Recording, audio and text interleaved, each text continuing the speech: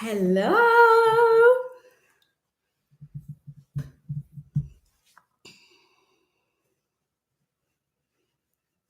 Say hello to me if you're here, please.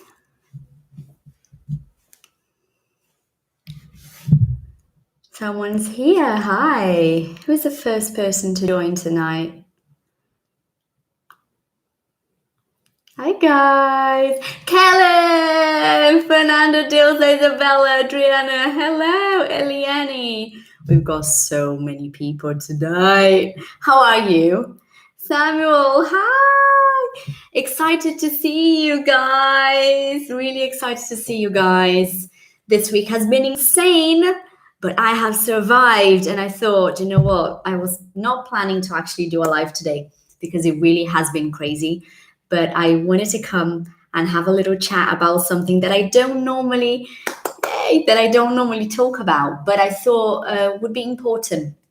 I was thinking about what to talk about today, what I was going to bring to this chat with you guys. And I thought, you all, I know you do, you all struggle with asking questions. It's a problem, isn't it? Asking questions. It's always a problem.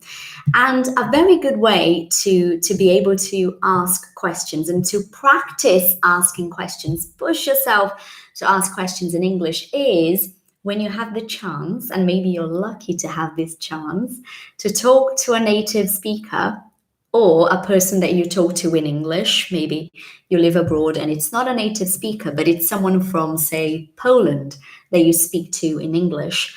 And this person has just traveled. They have just been on a trip and they've come back, and you're now going to talk to them about this trip. Okay, so that is a great way to get you to ask a few questions in English, push yourself, and obviously make sure that you test your questions too. What do I mean by that? It's very important. Pay attention to this. When you talk to somebody in English and you ask questions, make sure that you notice the way the person is responding to your question. I'm not talking about the words, not necessarily. I'm talking about the facial expression and how they are going to give you an answer. If they are hesitating, they're not sure, or if they are using easy words with you, if they are picking the easy words with you, try to notice how the native speaker or the English speaker who speaks well is responding to you. This is a great way for you to be able to judge your English, because a lot of the time we think about knowing exactly what level of English we have. People want to know what level they are. And the best way to judge your level is not by taking a test or doing something very specific about levels, but to realize how to judge yourself with how much you understand when you're listening, and how people, Sibeli, hello, and how people respond to you. Pay attention to that, okay? That is the most important, the best way, really, for you to judge your own English, because you have got to be judging yourself, okay? It's very important that you do. So, you know somebody who has recently traveled. They've just come back from a trip. I'm going to teach you some questions that you can ask this person. Make notes. Make notes. Can you guys see me? Hold on. Sibeli is saying she can't see me. I'm worried now. Can you please say yes if you can see me? Can you guys see me? Please say yes if you can. Yes. So it's okay. Whew, my goodness me, you all. You almost got me there. So I'm going to teach you some nice questions. Not basic, I don't like this word really. Some nice questions that you can use to ask people questions about traveling, okay? Make notes, because you might need these questions. So you work with this person. Let's just have a random scenario here. You work with this person and they've come back from holiday. You see them. What's the first question you ask them? How was your trip? How was your trip? How was your trip? Okay. Remember, guys, speaking is about sending a message. When you speak, especially if you're asking a question, what do you want when you ask a question? You want an answer. So you're not going to be like, how was your trip? Because that doesn't look like you want an answer.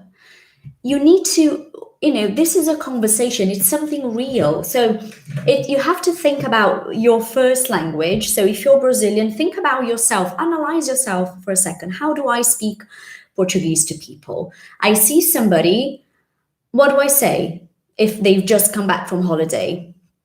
I'm going to say something in Portuguese and I'm going to bring emphasis to my question because that's communication, isn't it? So always bear this in mind. Bear in mind. To bear in mind is to keep in mind, okay? Bear this in mind. So you see them and you say, how was your trip? You don't have to talk like me. I'm Patricia. You are you. I don't want you to be me. But you have got to find your emphasis. You've got to find this. Okay, so how was your trip? First question after they come back from holiday that you can always ask because it's easy to remember and because it's a good starter to get the conversation going, to get it going. What does that mean? To get it going is to make it flow, okay? To get it going, to make it flow, to make it move, to make it happen, all right? Now, the second thing you can say, because sometimes people talk a lot. So if you're lucky, you're going to ask this question to a person who loves talking and they're going to give you lots of details about their trip. If you're not so lucky, they're going to say, yeah, it was good. The end. Nothing else. Now you've got a choice. You can either say something to make the conversation flow, or you can just say, good, and end it there. It's up to you. What does that mean? It's up to you it's your decision. You decide completely. Your decision, it's up to you, okay? I will suggest that you try your very best to always ask a little bit more, especially if you don't have the chance to practice your conversation skills so much, if you don't have the chance to be in contact with English so much, okay? So always push yourself a little bit to get another question in there to get it going more, okay? How was your trip? Supposedly, the person says, yeah, it was good. And then you can say, how long were you there for? How long were you there for? And then we've got for at the end of the sentence, because I know you guys love it. When there's for at the end, with at the end, to at the end. Yeah, you hate it, don't you? I know. But really, forget the rule and just listen to this beautiful flow of this question, okay? How long were you there for? How long were you there for? You don't need for. You could say, how long were you there? It's not a problem, okay? But I do like to encourage a little bit of prepositions at the end, just to, to get you to get you in this vibe of using natural English, okay? So it's nice to try, but you don't need it at all. You could just say, how long were you there? That's fine. Okay. Sorry, Rodrigo. I'm sorry. I will think of a good project for beginners like you. Okay. So can I say, how long did you stay there? You can. Well, technically, you could. How long did you stay there? But I don't like it. Why? Because it doesn't sound as natural. We always go back to how natural you sound, because that's the ultimate goal, isn't it? To be able to sound natural. So I don't recommend it so much. Okay, I think it sounds more natural for you to say, how long were you there? Or how long were you there for? And then they're probably just going to say, we were there for 2 weeks, or 2 weeks, a week. And then you can ask about the weather. Great question to ask about people's holidays. So, was the weather good? Was the weather good? Now you've got another option. Okay. The first question that you asked was, how was your trip, wasn't it? How was your trip? So you can bring this question and say something else and say, how was the weather? So that's okay too. If you're not feeling so adventurous, you can just change the structure and make it the same as the first one that you asked. It's not a problem, it's okay. The point with conversation when you're learning is just to always try to make it happen. Okay, it doesn't need to be perfect, it doesn't need to be super advanced, but you need to try. You know, the more you speak, the better it is, just a little bit at a time. Okay. One more question that you could ask. So you asked about how the trip was, which is a general question. How was your trip? And then you asked how long the person was there for. How long were you there? Which is a very good one. And then you can say, how was the weather? Or was the weather good? When you say, was the weather good, you are limiting the answer, because then it's a yes or no answer, isn't it? Was the weather good? Yeah, it was. Was the weather good? Not really. That's it. Whereas, I'm presenting you with something else here. Whereas when you say, how was the weather? The person can give you a little bit more detail. And when you're listening, you can find something to say. You can make a comment about that, okay? So another question that you could say, was it your first time there? It's a very nice question to ask about holidays and trips. Was it your first time there? Was it your first time there? Remember, you're asking a question, so make it sound like a question. Was it your first time there? So can you see how with these 4, I think I said 4, right? With these 4 questions, you can make a conversation happen in a way that is natural, easy, and that you are hopefully genuinely interested in what that person has to say. Right? Any questions about what I've just said? Let me think of another sentence that another question that I think could be good. What you could say as well that I think would be nice is no. Okay, this is a very good one. You guys are going to be like, what are you doing, Patricia? But that is a very good one, and I'm going to explain to you why, okay? What did you get up to? Don't panic. Listen, what did you get up to? What did you get up to? What am I asking? I'm asking, what did you do when you were there? And can you see what's happening here, guys? I'm always encouraging you to analyze the situation. This person that you're talking to went on a trip. They traveled. The trip is over. The trip is over. It's finished. They are back now. So you say, what did you get up to? Because did you, it's finished now, has no connection to the present moment. So pay attention to these things, because essentially that is what is going to show you when to use did you or have you. Pay attention to details and it will essentially become clearer to you. So What did you get up to?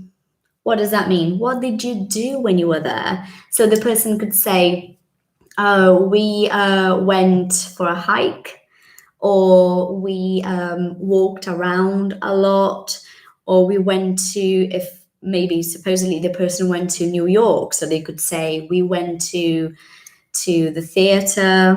I don't know. So what did you get up to is what did you do when you were there? What activities did you do? What restaurants did you go to? What places did you go to? Okay, that's it, Dad. You're a clever man.